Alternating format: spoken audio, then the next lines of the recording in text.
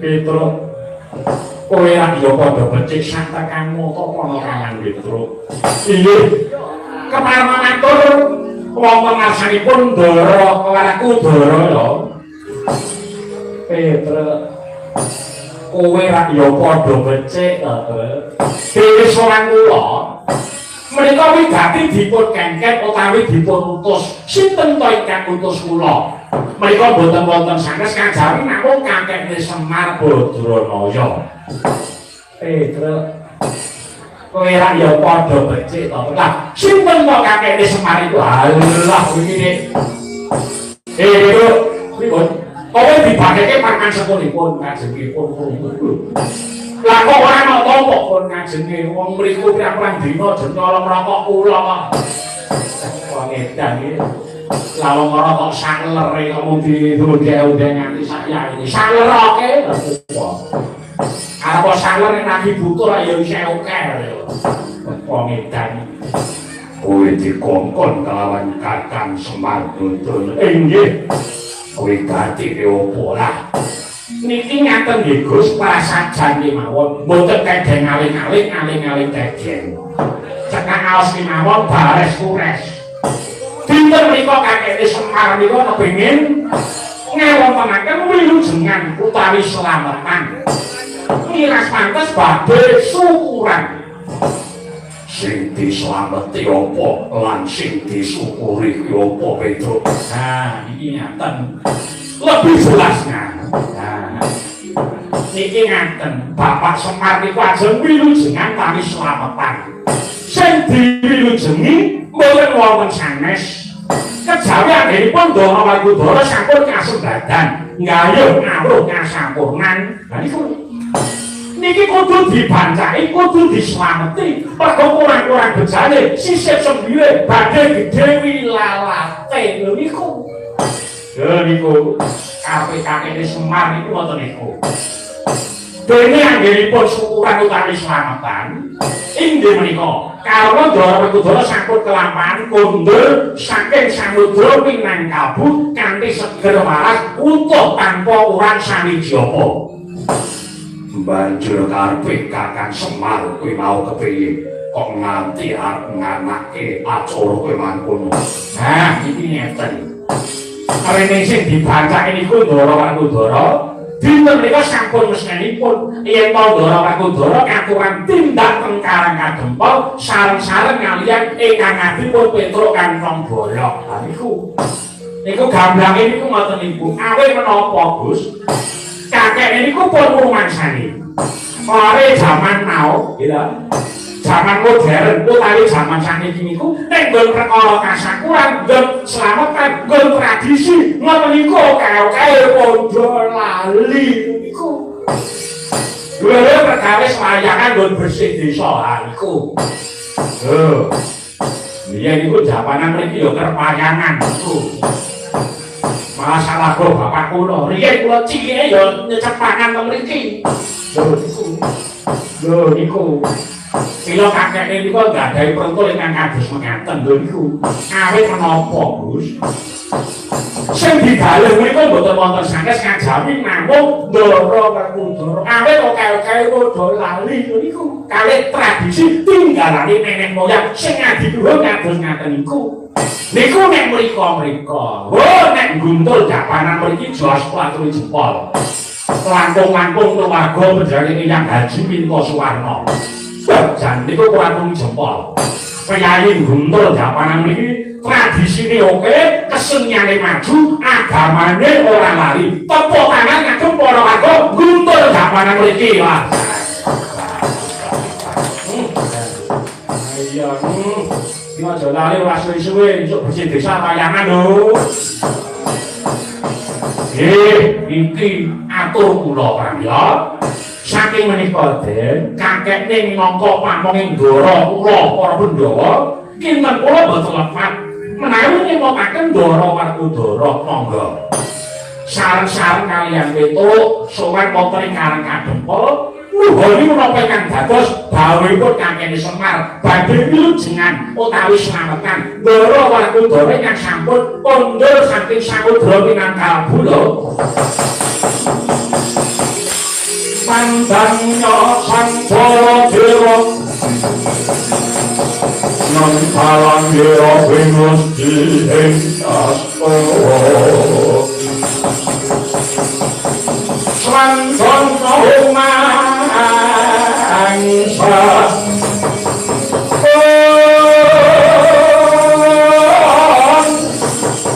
Pratang dengan nangkon Bumi yang dino Ura-ura-ura Kaya mati pandat yang Humangsa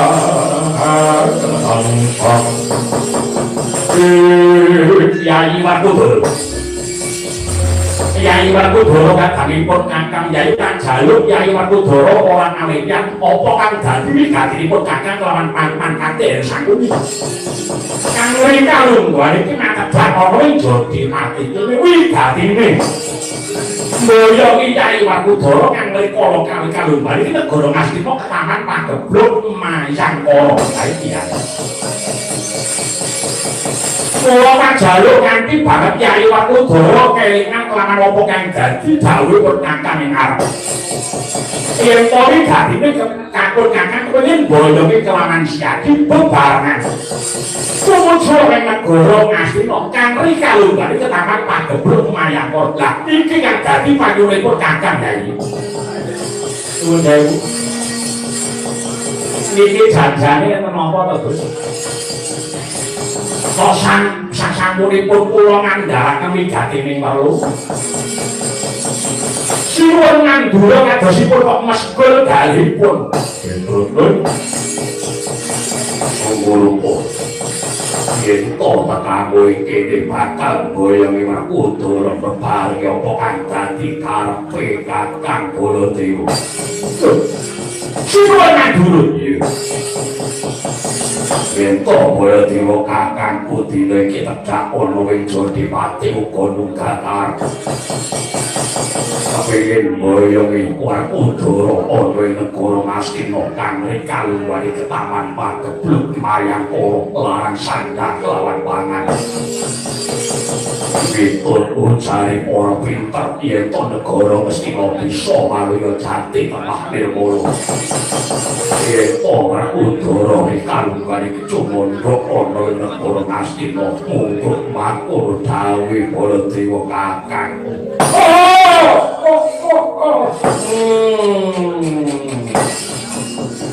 Niku to dawuh iya. Nggih monggo mawon. Wong niku sing dikesake niku sampeyan. Kula ora iso mambengi, kula ora iso malam. Niku hak sampeyan. Nuwun sewu Gus kula aturi emot. Zaman saniki niku kumpul sak kumpul iku kudu ditintingi piye sing tak kumpuli nang jaba ambune piye, cacahane piye karo sedulur iki piye. Nuwun sewu Mas. Saniki akeh ketoke apik ning ngguri jlomprok niku yo akeh Mas. Kula zaman saniki kudu kebake kok hati-hati luwih jaman rekoso kaya ngene. Apa ya sampeyan ora apal karo Kurawa. Lha sampeyan ajeng bantu kalian Kurawa. Dek kapan lho? Kurawa niku ora enak atine ndara-ndara kula para Pandhawa. Ayo sampeyan kelingan lho. Nalika jaman ontran-ontran bali sigala-gala kok manten. Sing dipamrihake mboten wonten sanes kaya jawi namung ndara kula, ndara Pandhawa lan tegel malih mriko badhe ngejawi ibu sampeyan Dewi Kunti Kalibrata. Lho niku. Mboten namung niku. Bapak alas miso maton, sampeyan iku jajane nggih dijloproke kaliyan para Kurawa ning tinemune. Lho niku. Wong ora kuasa dhisik ora apa-apa, ning gurine tinemu mulya. Lho niku kaya sampeyan iki. Sampeyan kok arep kumpul kali Kurawa, wah ndaloke jagat e. Kaya sampeyan iku ora apal kali watake Kurawa. Kurawa sing dadi pengarep niku sinten? lho niku. Sampeyan kudune apa? Sengkuni niku ambune piye, cacane piye? Nang jaba tumindake piye? Sengkuni niku anggere nek wong rukun srek, sengkuni anggere nek wong tentrem srek. Kok mesti diteni mawon. Ngendi ngendi papan ngendi kumpulan RT, kumpulan RW, nggih kumpulan bersih desa wayangan, anggere apa sengkuni mesti rusak. Nggih napa nggih? Lho niku Mas. Lah sampeyan tak kumpul kali sengkuni duwe ora apa. Apa orang ngucap ke asma sampeyan Gus? Bener. Jaluk yang Ibu Doro rasan datang ngomongke gulung ceceket ora sang ngomongke kodok sing muni jone elek. Si adiku duwe. Bisa bedake kelawan pot kakang kelawan kakang Semar Bodoro. Kakang Kakang Mandura ki mau minangka dadi derajat ratu, luwih dadi utusane Kyai Prabu Dawidono. Mongko sing dikongkon kuwi pun Kakang Mandura, pun Kakang mau derajate ratu, ratu ki derajat manungsa ki mau ora sing padha. Mane bodho lan Kakang Semar Bodoro yo. Luwih anae ponokan itu. Ing atase mung batur dibali iku. Kepengin kumawani boyo ki lari ayo Bodoro. Ing atase mung derajat kere. Ing atase derajate mung ditimbang. Ae kok boyo ki lari Bodoro.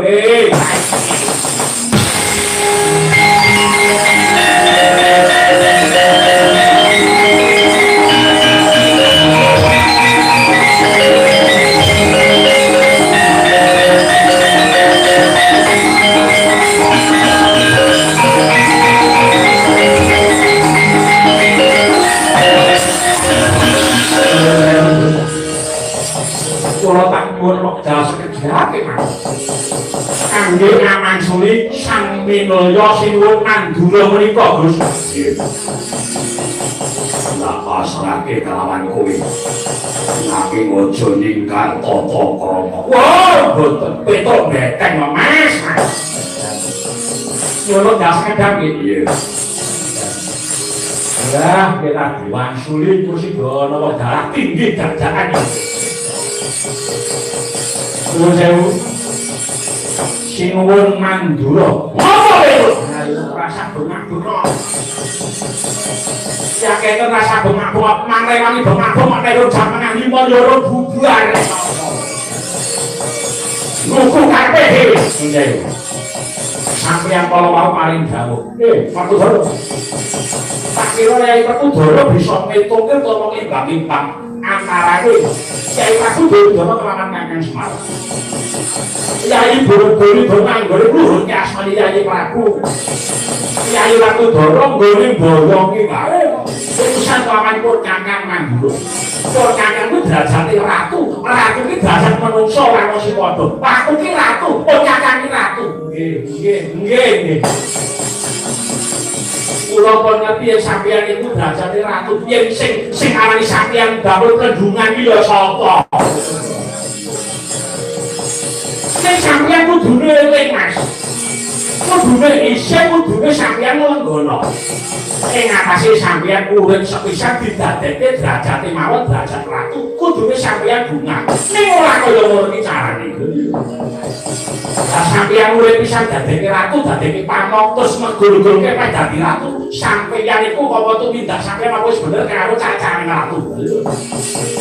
Mongko sipate ratu, sipate pamong, mlaku sejaka tindak sapecah. Niku ditiru dikonto kaliyan para kawula. Lah sampeyan cacane sasatu kaya mawon, kawula sampeyan aja manggadeke apa niku. Lho niku lah sampeyan urip sepisan kok pamer derajat pangkat, pamer bondo. Lah kuwi derajat pangkat niku napa? Niku sampiran. Bondo niku titipan, nyawa niku gaduhan. Sampeyan apa resa apa lae. Kula kali sampeyan sok beneng mati dicegat malaikat loro, ditakoni, Petro Baladewa. Saiki kowe wis mati, Petro Baladewa kowe wis mati. ning alam donya ya tumindakmu piye amalmu piye agamamu piye karo tangga tetarumu piye lho niku yen tumindakmu bener becik agamamu ki mau bener kuwi nyemplung swarga ning nek tumindakmu sasa susur neraka sing dadi cadangane lho niku beda kali sepuni sepuni niku sok nek mati niku neraka dibuka oblak-oblak swarga ditutup ora cangkeme nek ngomong iki mbok leate marai mrindi lho pinter nyatane ya ngono kok lho lah kok kowe dina iki bakal ndek lakoni bolo dewa kula tak disebut ndek niku mboten nek wajibe kula niku ngelingi kula niku Mas monggo dipun bali lah kok sampeyan ana ngarepe pitu kok pamer juga dadi ratu ora ora gunane kok sedan malah lawan sora pengen aku dina iki kok bakal wani kelawan bolo dewa mboten teges kula wani kalian sipun Mandura ning sing kula maneni perkara wong edan barang yen ngono bolo dewa teges saya barang nopo yen kok kasepene kula paran betok cilik padha gedhe bisa wae bakal bolo dewa ora iso bakal nawurke kelawan yari aku to ya Gusti Allah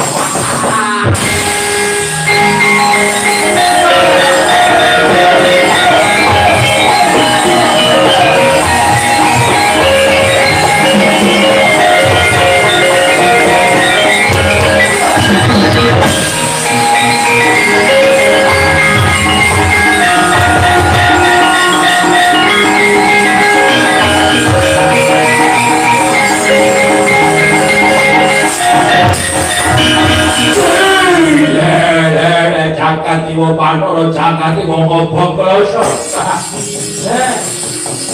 ana guntur kene Petruk disepen alus ora cukup marang kaca mawon ki opo ayo yen ora kleru sisih kanggo kula yen wong Mandura ngedeki sayembara sayem barange yen kok ngasetene Petruk cilik padha gede-gede bisa melangkai bangkit sira Mandura manguluke Ndara Werkudara ya ngono kok ya pancen dasar kok ibarate wong Jawa itu tak bayar kenceng pinten regane ibarate wong makelar pira regane ora tau tak ayo sing perang saniki lho wong sing perang ning jaba apa ning jero ning nggon padangan apa ning nggon petengan ning nggon garingan apa ning nggon telesan yen sampeyan kepengin tak langkai angel makul langkai iki edan iki langkane apa ya ini kok wis langka-langkan cik tunggu panggal mainnya aku pati sungguh wis wong edan maneka bodo wani ngawon padha lenane padha ning jero wonten sangang sasi 10 wae barang saya gembos ya yen ora duduke patang dolen metu ora metu jopo wong itu sanguan yo sanguan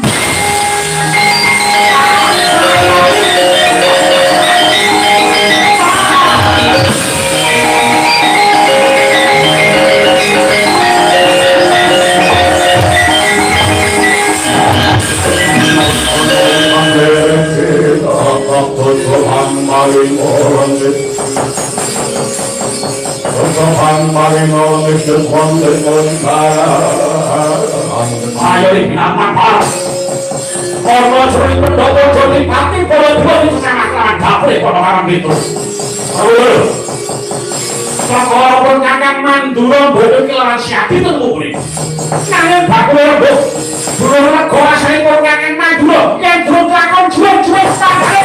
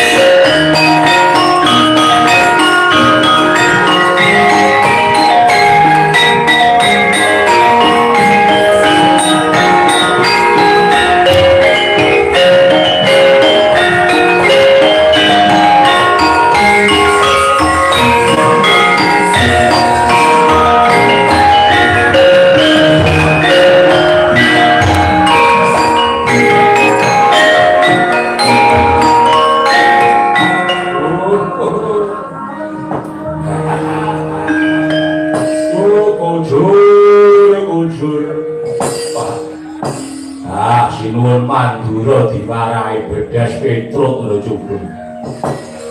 Wah, sida mun sak tanduran apa-apa ngasih nuwun mandul apa wong edan Petruk. Menika kados pundi Raden? Wonten lampahan mekaten Jodipati samangke Raden kemarang oleh kamati gagak boko cemadong dawuh Den. Gagak boko wonten dawuh. Lah ibarat kaki Jodipati lagi ke taman Kiloboing jagat. Ya harus saka kanan tekani para dewa kakangku kelawan para kakang Petruk kang pengen boyong kelawan Warkutu inggih. Lan kula kados pundi kula semadun dawuh kula kang sapa kuwi luwih dhisik. Tak jaluk kowe jaga marang katon termaning Jodipati. Lan aja melu cawe-cawe anggone padha dadah antaraning para kawan Petruk kelawan Baladewa kakangku mengko tak salin babar inggih wis laken dawuh dina iki aku bakal munggah sanggar pamujan minta pituduhe Gusti dalan ngerti kang kudu tak tempuh inggih wis laken dawuh kepareng amit padal pasilan iki dina iki tak jaluk kanthi banget budhaling para Sentara Jodipati kanthi sesanti mrih mulyaning kasatriyan Jodipati kene agak boko.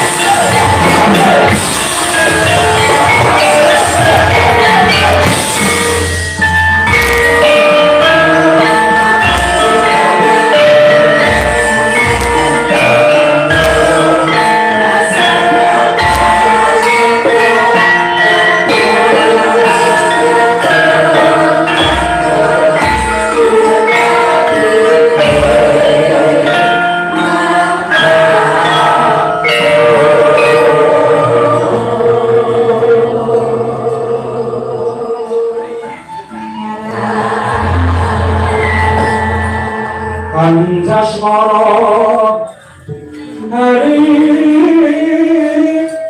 mami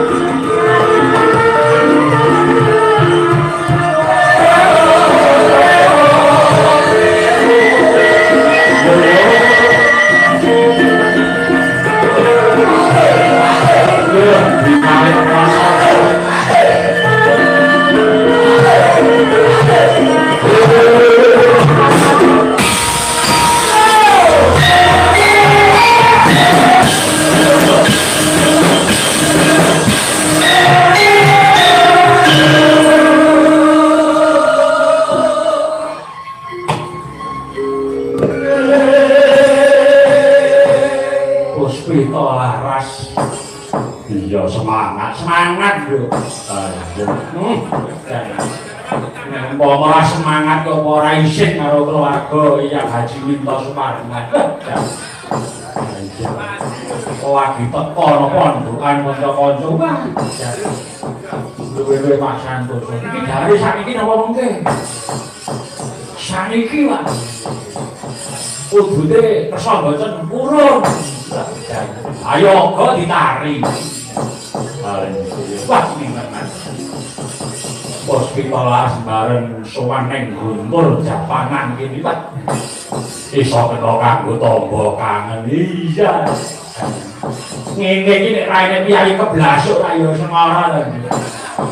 Iya. Nggih, menika ujungipun nambung nyambung silaturahmi. Iya ini kan harus Japanan karo Kitama Pandaya. Iya. Kuwi sapa? Kuwi bapakmu. Iya, sing swarga. Nggih, nika kula minangka wakilipun keluarga bilih wonten lepatipun tindak lanjut sawarga bapak kula Kitama Pandaya kula wakil keluarga nyuwun pangapunten namung pandonganipun para warga ing Japanan. Mugi-mugi atmanipun sawarga bapak kula manjing sawarga langgeng amin Allahumma. Ngetok-ngetok sing. Iya. Iya iki kan wis Pak Tomo karo warga Japanan iki. Iya. Sasak ini wis kemput wayangan bapak kabeh. Sing penting kabeh padha manggih kawilujengan lan kasarasan. Amin. Iya.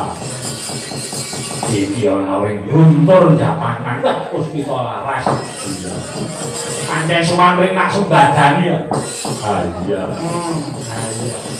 Coba sawangan lho, Puspita Laras. Ora enek penabuh kok. Ngantuk ki ora enek. Ane turun bos. Lah nek umpama itu turun yo aja karipane ngopo. Ayo wong gawean iki dhewe-dhewe ae. Ngatur nuwun. Yo iki ngaturke pambuka Asmara Ndana. Iya.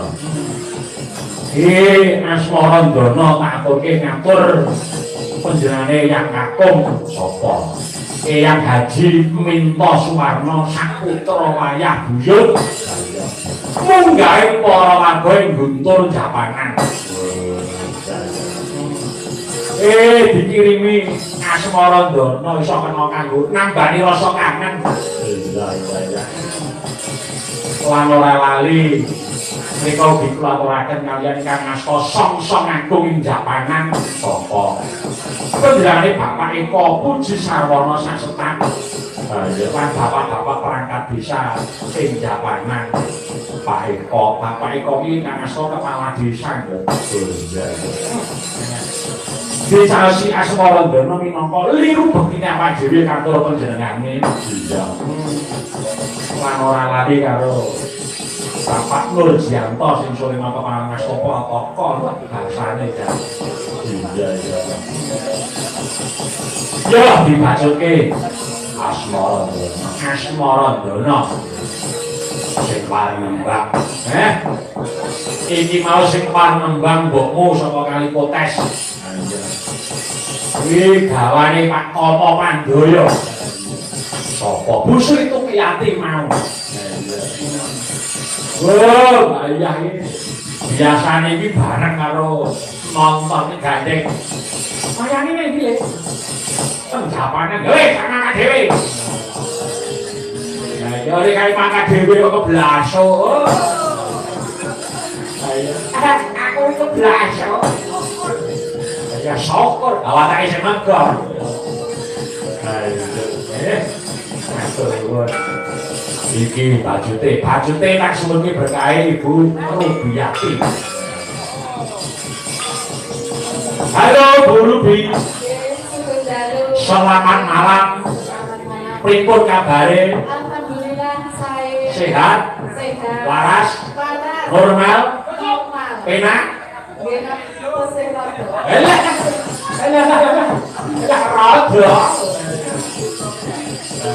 Sing penting waras ya. Ya syukur. Ngarani kocok apa apa. Rene baru kok dirapke coba. Sing jae kok niku. Lah iya. Iya. Asmara Ndana, Mbak. Dipun jenglenake nggih. Dipun jenglenake iki sekitar. Oh, saya lumayan. Ya syukur ya saya lumayan. Jengleng Mbak Rubi saya lumayan. Jengleng ini Mang matur kalian sing gender. Jengleng Pak Sigit. Jengleng Pak Sigit. Pak Sigit terus iya. Iya. Aku rawani garap lho bengi iki bose ya. Wah ning ora lumantar Pak Sigit sing ora awak dhewe sowan rene. Iya. Lah mergo Pak Sigit iki tunggal kantor kelawan Bapak Dr. Andus Santoso. Ngasta ana SMA 1 Cawas. Mula kowe jodoh macem-macem harus sing gender ya. Dia ngasta gender menika ngasta wonten SMA 1 menika di pegawai negeri. Ini kita ya, itu yaine. Maka jenglengi Bu Bapak. Meneng. Yo jenglengi ya. Ayo. Melek, pengen buat tukang rokok melek. Meneng lah.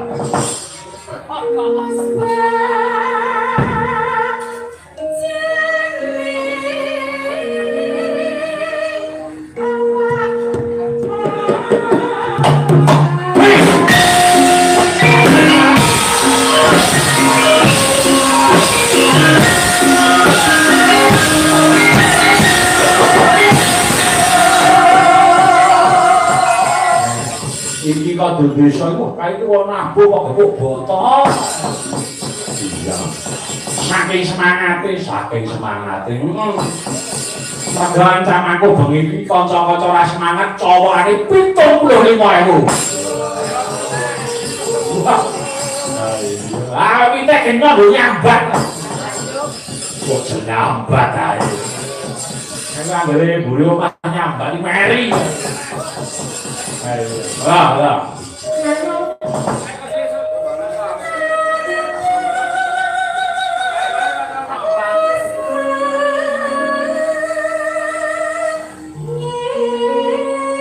Ya. Suara sore.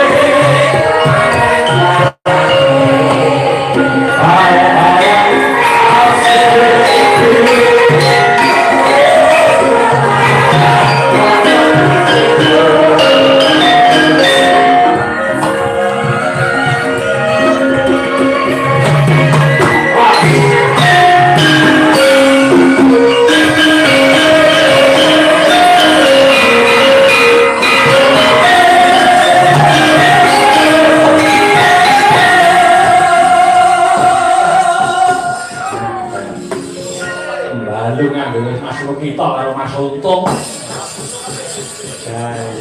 nyaran yang Pak Musrik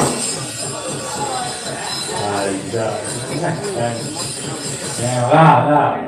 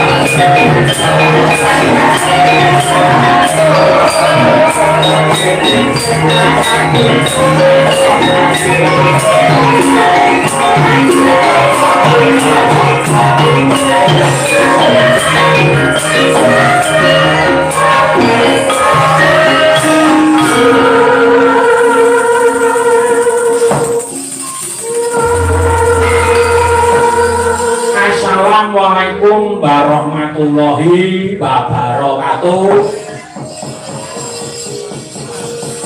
Yo anakku sing setingik-tingik dhewe, anakku sing moblok-moblok dhewe, anakku sing ayu-ayu dhewe. Limbur no. Ana dawuhmu apa ya, Pak? ora ana basa kang indah sastra kang edi mung kajaba ing pamelem ya yo ngucapke asta sakloron ngaturake puji syukur ana ngasani Gusti ya Allah Subhanahu wa taala rikalunggan iki ya aku kelawan kowe sineng kuyung ora kadang-kadang karawitan kru pos pitolaras saka Benteng Randulangan Jatimon Klaten ya hari kalungguan iki dikeparengake sowan keluarga panjenengane Simbah Haji Minto Suwarno ingkang lenggah menawa ing Guntur Japanan Cawas Kabupaten Klaten ini lho ngono mak banjur iki keluarga panjenengane Mbah Haji Minto Suwarno kaya ingkang wis didhawuhake ingkang asta Som-som Agung ing Japanan kene panjenengane Bapak Eko Puji Sarwono yen to keluarga panjenengane Simbah Haji Minto Suwarno ngadani upacara slametan lho iya kira santes tasyakuran kuwi loro-loro ning gawe kabeh ujube padha niate becik mong bakune rembug derek ndedonga muga-muga sabubare ngadani upacara slametan iya panjenengane Simbah Haji Minto Suwarno sakeluarga saputra wayah buyur bisa suwe bebarengan muga-muga adohna godha rencana cinaketna kanugrahan kang agung lelara sesakit omong-omong aja ganggu kelawan para keluarga Simbah Haji Minto Suwarno munggahi para warga ing Japanan Guntur Japanan amin Allahumma sing penting tansah manggih kawilujengan kesehatan lan kasarasan amin lan ora tansah pinangan keselamatan pancen ngono lho kuwi sing dadi ujube panjenengane Mbah Haji Minto Suwarno iki ujube slametan iya anggone wis panjenengane saputra wayah buyut pinaringan yo mau kesehatan kebagas warasan enggo kalunggan iki panjenengane wis ngancik yuswa udamara 90 taun lho ngatur nuwun nalika semono Mbah Minto Haji Minto kuwi duweni rarasanan kelawan putra-putra nek anak-anakku wis padha cekel gawe wis sukses aku arep nganake slametan iya nalika semono urung alasan mergo kene iki kerepayangan dalem kene kerepayangan Mbak Minto ki asring wayangan gandeng suwe iki ora wayangan pira Mbak Minto nganti wah nek di papan rasane aku arep nanggap wayang aku pengen wayangan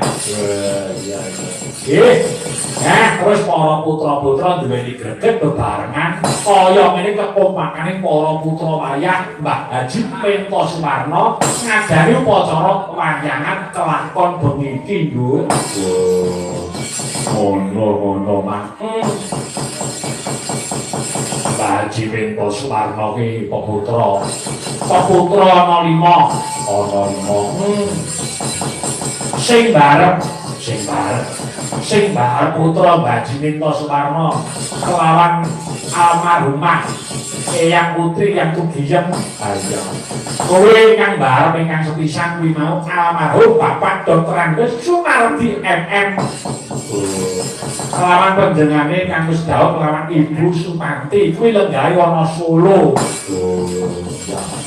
kuwi putra kembar terus sing ana loro angka loro panjenengane Bapak Sunarno SPD ya ingkang wis kelakon dawuh kelawan Ibu Prih Sumanti kuwi lenggahe ana Ternate ana Ternate Kalimantan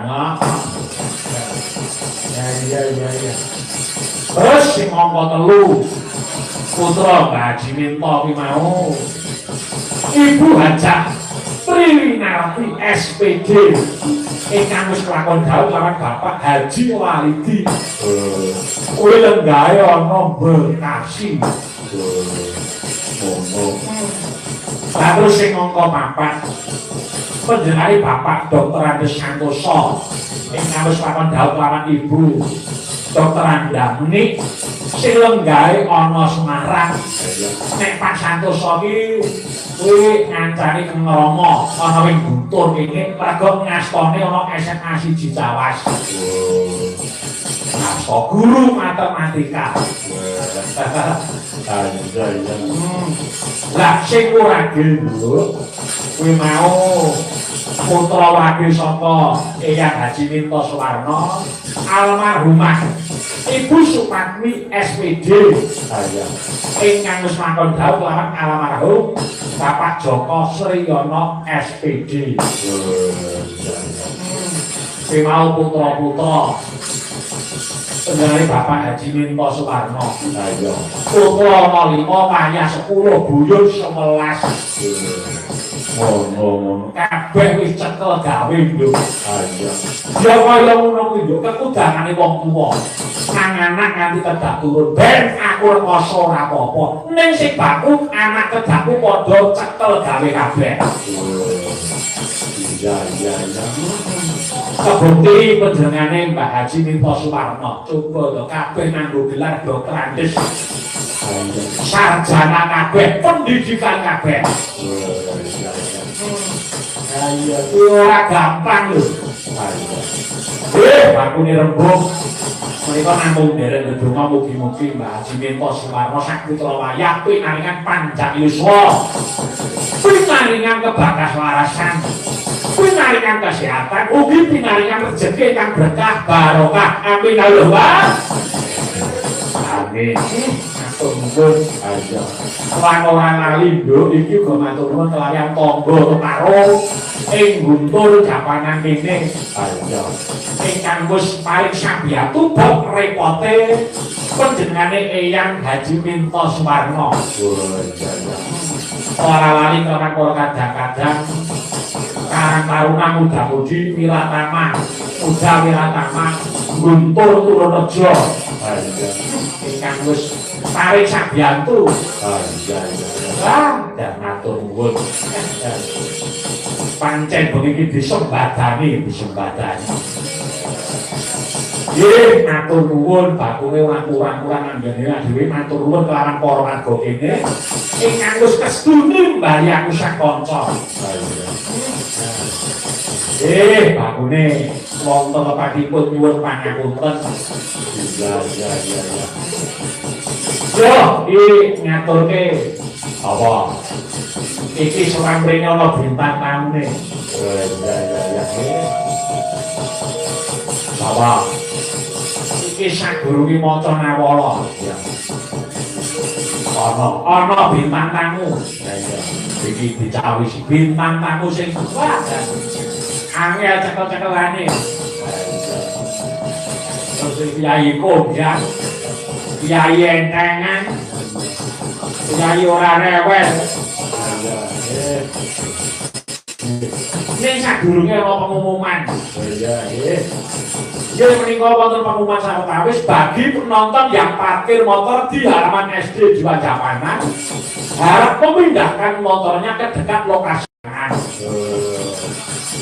Kepada motor plat AD 5634 IH Vario putih yang parkir timur Gapura harap segera dipindahkan ke lokasi terdekat.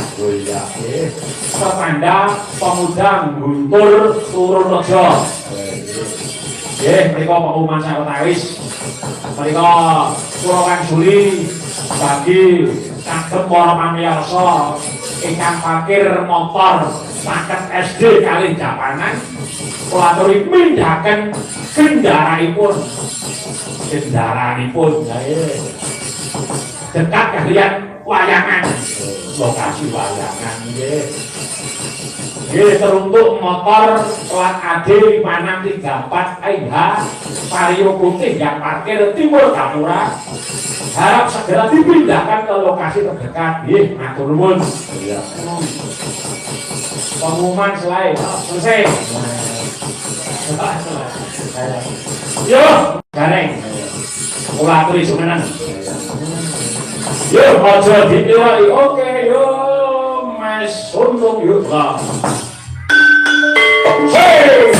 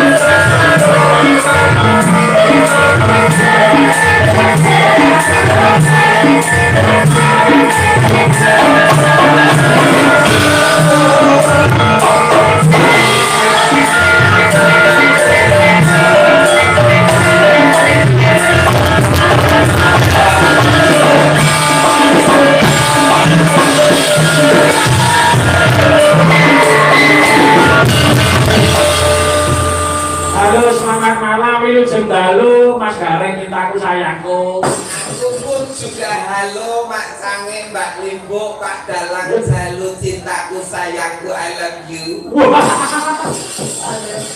oleh banget ke. Aku pretty, pretty, kok yo kangene tenanan. Anjir, Kangene tenanan, dalu niki iso terlampiaskan rasa kangene. iya, jenenge wong wis sedulur suwe ra petuk ya Mas. Nggih, nadyan dawuh dadaan. Tak sepak-sepake, oke, piye carane iso kepanggih karo Mas Jalu sak kanca. Iya, Kangen. Itu kabare Mas. Apik donga pangestu Mak Sange kula Sehat, ya? sehat. Waras. Waras. Sehat jasmani Dan rohani. Oh. Dan yo sehat yo waras. Sehat jasmani dan rohani iki piye maksude? Aduh, ngene lho. Piye? Sehat jasmani kuwi mapane ana badan. Nah, nek nggon rohani iki nggon kejiwaan. Nggon kejiwaan. Jadi sehat jasmani rohani iki tegese yo sehat yo waras. Oh. Sehat awake yo waras pikirane, waras jiwane. Oh. Sebabe oke. Ketoke iki sehat ning ora waras yo oke. Ketoke waras ning ora sehat kuwi yo oke. Ketoke sehat ning ora waras. Aja dibalik. Ketoke sehat. Sehat ning ora waras. Ning ora waras. Kuwi ono. Kok piye dalan wong edan kae. Oh. Sehat jasmani ning ora waras pikirane. Oh. Nah, kuwi Mas, kudu iso bedake tembung Jawa ki angel ra kata.